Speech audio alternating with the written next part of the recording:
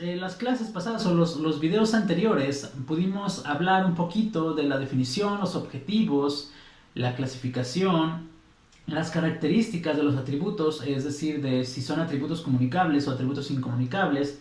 Y bueno, ahora sí vamos a hablar de los atributos incomunicables de Dios, aquellos atributos que Dios no comunica. Entonces, para empezar, el primer atributo que vamos a tocar es la simplicidad de Dios. La simplicidad de Dios. Y ahí te pongo unas citas en la pantalla.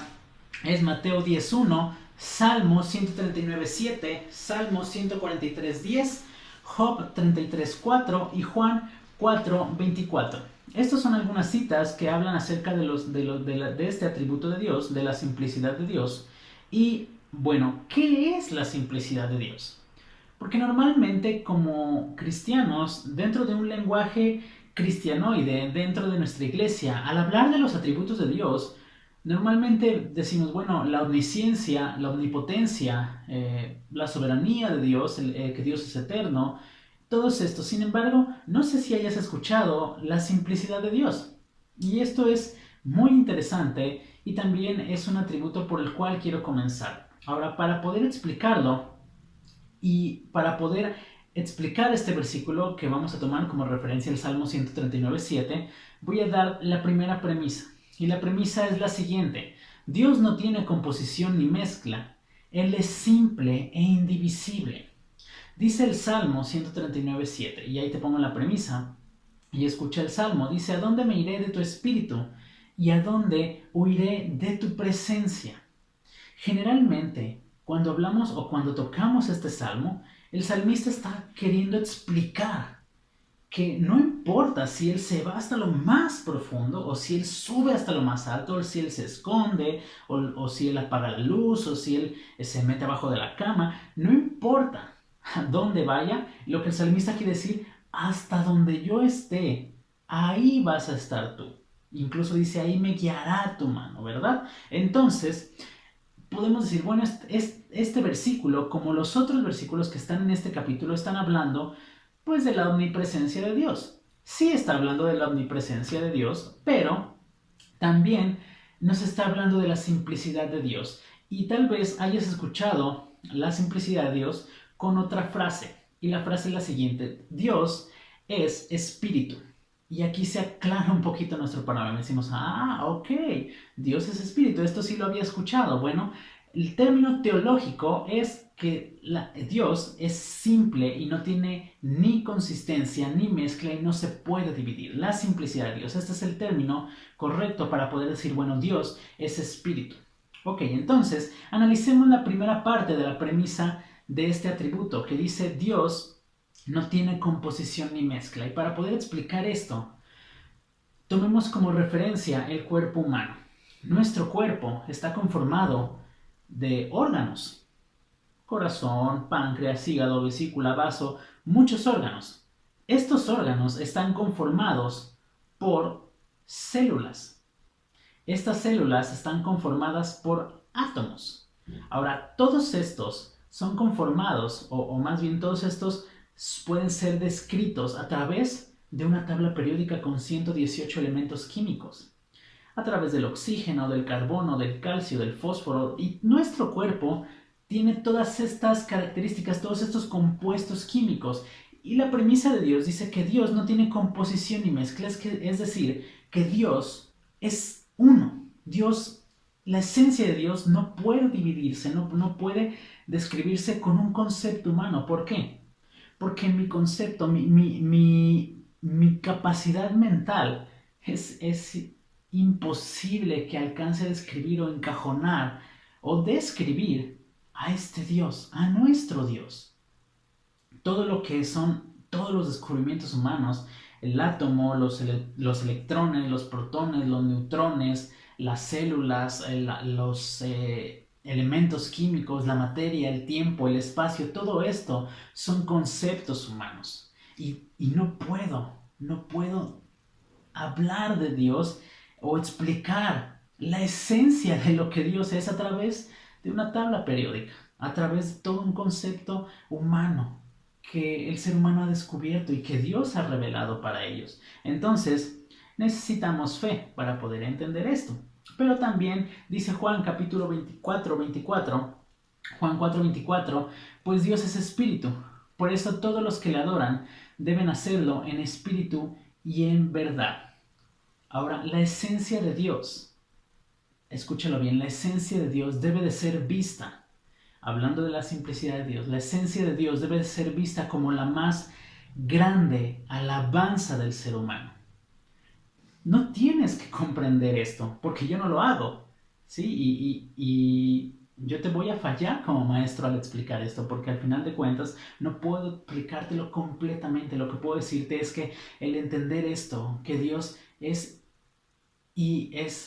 indescriptible en su esencia, merece mi más grande, eterna y perfecta alabanza a Él, porque Él es uno. Él es, la esencia de Él no se puede describir, no se puede subdividir. Ahora, al decir que no se puede dividir, hay varios problemas. Y no me refiero a que me vaya a contradecir, sino que a lo largo de la historia se han presentado algunas ideas en las que se oponen a estos atributos, como este.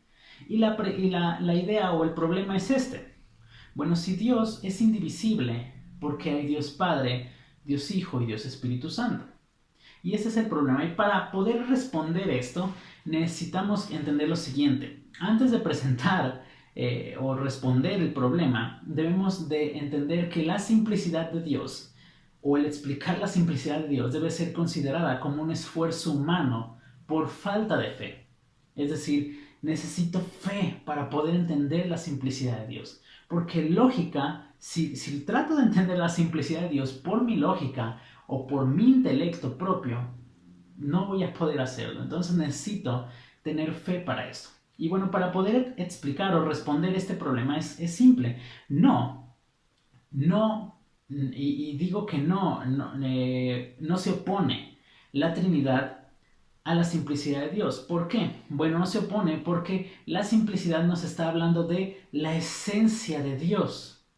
Sí, la esencia de Dios. Y la Trinidad nos habla de su modo de subsistir o de su modo de obrar en la vida de las personas a través de Dios Padre, a través de Dios Hijo y a través de Dios Espíritu Santo. Entonces son dos cosas completamente distintas. La esencia de Dios y su modo de subsistir, su modo de trabajar con nosotros, de operar con nosotros y su esencia, ¿quién es Él? La esencia de Dios es que Él es espíritu y Él en su esencia decidió manifestarse a nosotros a través de su Hijo Jesucristo, y esta es la forma en cómo Él obra y subsiste con nosotros, para que nosotros podamos relacionarnos con Él. Te pongo un ejemplo. La Biblia habla, por ejemplo, en 2 de Crónicas, capítulo 16, 9, que los ojos del Señor contemplan toda la tierra. Ahora, ¿por qué si estamos hablando de que Dios es espíritu y que Él no tiene composición ni mezcla? Segundo libro de Crónicas dice que los ojos del Señor, al igual que Génesis capítulo 6, versículo 6, que dice que le dolió en su corazón por la maldad, cuando los seres humanos se comportaron mal y hicieron cosas malas, dice que le dolió en el corazón a Dios. Ahora, podemos encontrar muchos versículos que hablan acerca de las manos de Dios, que Él nos sostiene en sus manos, que nos cubre, que Él guía, que Él nos ve, que Él tiene ojos, que Él tiene corazón, que Él tiene brazos. Todo esto se llaman antropomorfismos. Antropomorfismo es atribuirle forma humana a algo que no es humano. Atribuirle forma humana a algo que no es humano, es decir, atribuirle ojos a Dios, siendo que Dios es espíritu.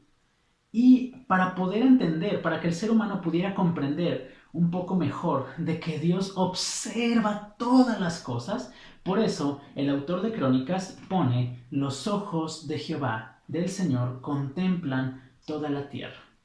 Esta es la forma en la que Él es la esencia de Dios y la forma en la que Él subsiste, en la forma en que Él se manifiesta con nosotros, a través de este ejemplo que te acabo de dar en Crónicas. Entonces, es un poco complicado hablar de esto, Espero que no tengas ninguna duda acerca de la simplicidad de Dios. Si tienes alguna duda, puedes escribirme a mi correo electrónico.